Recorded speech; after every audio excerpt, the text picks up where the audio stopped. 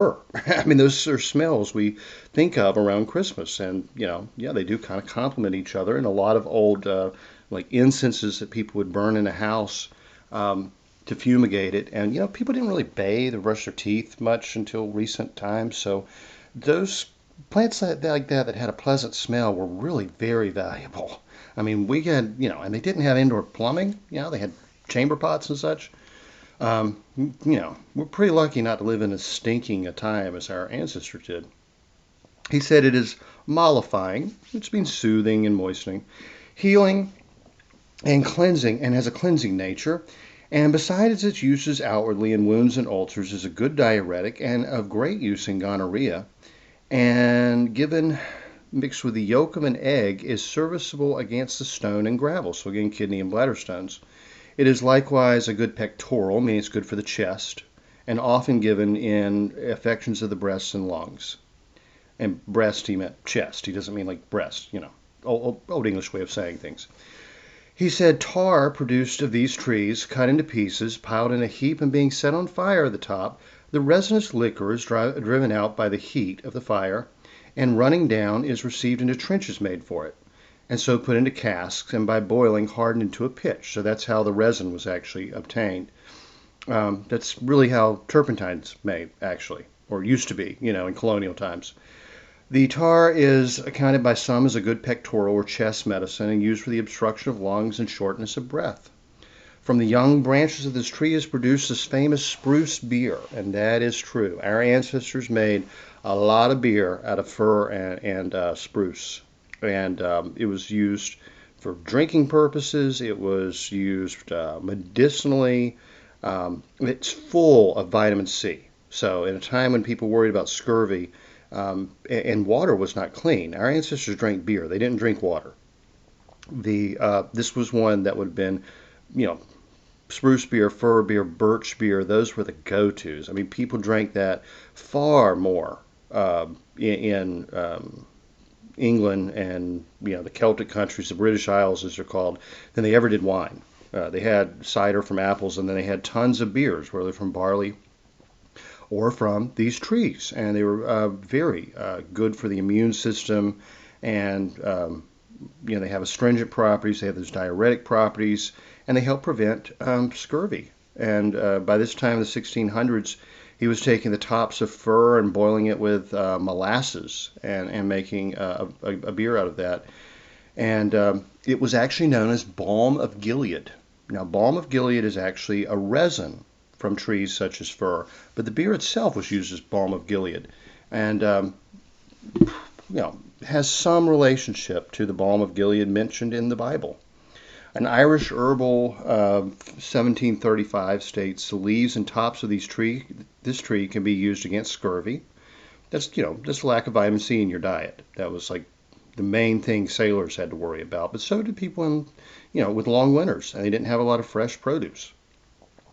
The turpentine or liquid resin is extracted from the tree is somewhat purgative and also provoking the urine, and is beneficial to the bladders, kidneys, and arthritic conditions. It is good for wounds, being healing and cleansing. Excellent summary. John Kehoe wrote an Irish herbal. He was probably the least talkative Irishman in the world. Father Kunzel, the great German herbalist, wrote in 1911, finely chop green fir twigs, or if you can't get them, European spruce. It will also do if you finally chop it. Fill baskets with them and put them in a patient's bedroom. If there's not enough space, hang them up like lamps. Stir and shake the basket so the scent comes out. He was using it to fumigate, essentially, as a disinfectant for the air. The twigs no longer smell after 3 weeks, and he said they need to be switched out.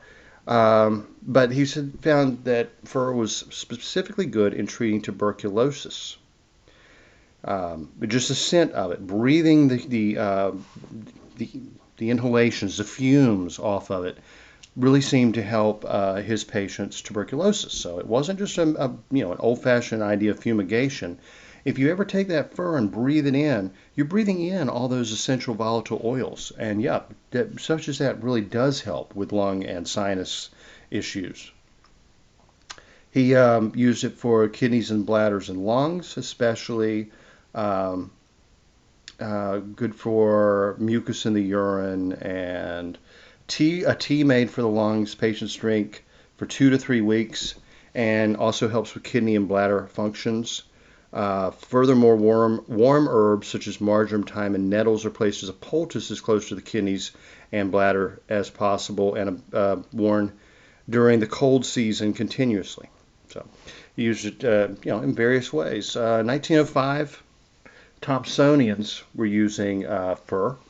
The Thompsonians were, a school of actually a legitimate school of medicine in America that kind of competed with what we now know as modern medicine, or allopathic, the chemical stuff, essentially.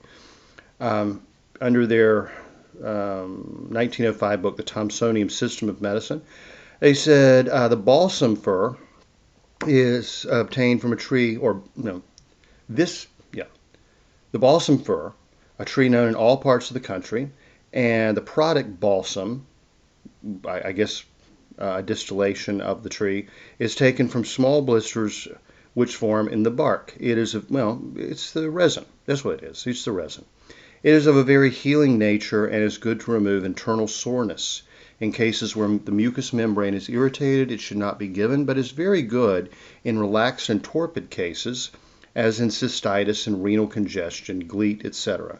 In bronchial and pulmonary congestion, it is a stimulating expectorant and is an excellent remedy for aged persons suffering from congestion of the kidneys, as it acts as a kidney tonic. In old coughs, it is excellent. They recommended mixing it with glycerin and honey, and not using a ton of it. In the eclectic school, which was the great rival to the Thompsonians, 1898, this was a medical dispensatory. This would have been used in pharmacies. They said of Abies canadensis, Canadian fir, also known they said it was interchangeable with hemlock and spruce. Actions, medicinal uses, and dosage. A strong decoction of the bark of this tree is beneficial in leukorrhea, prolapsus of the uteri, prolapsus of the anus, diarrhea. Okay, let's see if I can get this right. A strong decoction of this tree is beneficial in leukorrhea, uterine prolapse, anal prolapse, diarrhea, etc., administered internally and used as an enema. It is likewise of service as a local application to gangrene and other ulcerations. So again, this is one that could save your life. The essential oil of this tree, like oil of hemlock, has occasionally been used. Well, we won't worry about that. Do not use the essential oil of any herb during pregnancy. This one could be especially dangerous. Tincture or alcoholic preparation of the drug was widely used. It was called Pinus canadensis at the time. Such preparations are of much value where a mild stimulant and astringent is required, and especially for catarrhal disorders of the mucous tissue. Catarrhal means congested with mucus, with marked pallidity and relaxation. It is likewise of value in passive hemorrhages and useful topically in scalds and burns. Specific indication and uses, general, feeble digestion, vascular weakness, pale mucous membranes, bronchopulmonary irritation, profuse secretions, coughs and colds, renal torpor, pyrosis and gastroirritation, vomiting and diarrhea, some cutaneous infections, skin disorders. Miss Grieve, who wrote a wonderful herbal in 1931, used black spruce. That was the common name for Abies nigro, which we would now call black fir. She used a decoction, that's essentially a tea, of the young branches strained and concentrated, formed the well-known essence of spruce, which enters into the formulation of spruce beer, as we mentioned, of course. Spruce beer may be made as follows. Here, I'll give you a recipe for it. Thanks to Miss Grieve. She said it may be made as follows. Take of ginger, sassafras bark, 2 ounces each, hops 4 ounces, essence of spruce 10 ounces, 4 gallons water, mix them to boil for 10 or 15 minutes, then strain. Add 10 gallons more water to cool it down, 3 quarts of molasses, 12 fluid ounces of yeast. We use more dry yeast these days, and allow them to ferment. Um, that's it's going to be a pretty big batch, actually. I think if I was to cut that down for home use, say you're making 5 gallons at a time, I would probably cut that down, well, obviously by 2/3. And if you just wanted to make a gallon to try it, honestly, I'd just get a pot of water, grab some spruce tips or fir tips, whichever, boil them up, make a strong tea to your taste. Add maybe a pint of molasses, just a pint jar of the store from molasses. If you want to do hops, I think that's cool. Any bittering herb would be good. A little bit of ginger, a little bit of sassafras. Just make a good, strong, sweet tea. Let it cool to room temperature. Add a little water if it seems a little too sweet, or if you want to cool it down a little bit faster. Put it in a jug, and when it comes to like room temp, body temp, put some dry active yeast in there, whether it's a beer yeast or you just want to use some bread yeast, and let it ferment. And just one thing I learned making pine beer is don't make it too sweet. It just can really taste very sweet to the taste. So I'd go on kind of be a little skimpy.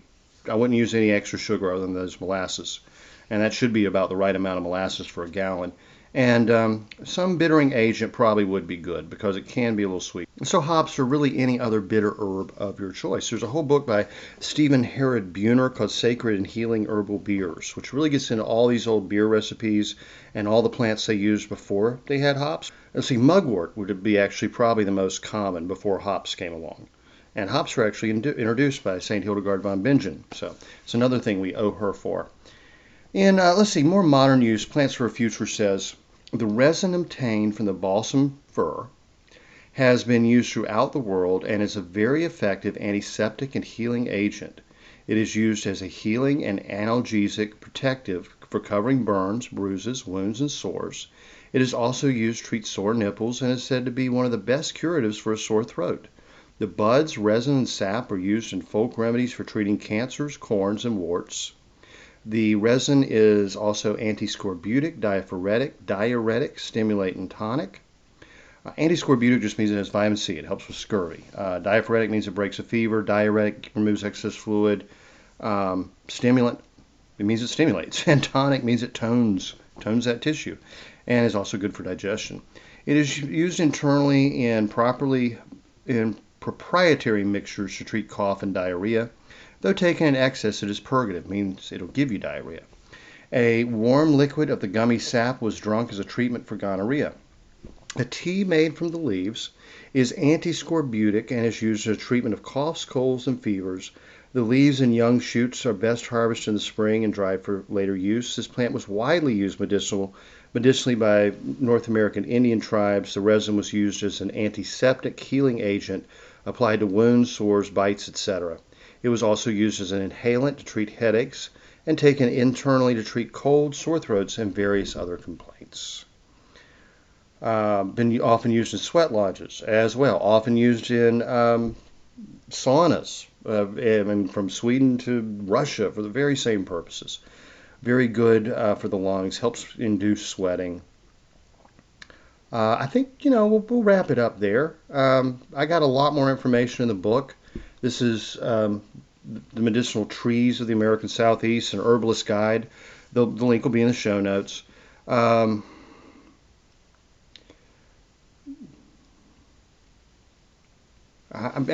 just, I'm seeing the same things repeated over and over in various traditions from Native Americans. And only other thing, I think Botany in a Day talks about how externally it can be used as a rubefacient. That means sort of like a liniment, a heating liniment for sore joints and such, arthritis. And I think that'll do it. So as you can see, these trees are extremely potent herbal medicine. And now you probably got one sitting in your living room covered in lights that you look at a completely different way. So y'all, I'll wrap it up here. I'll talk to you next week. Have a wonderful Christmas. I hope it's everything you hope it to be. And remember the real reason we celebrate this season. So have a good one. I'll talk to you next time. The information in this podcast is not intended to diagnose or treat any disease or condition.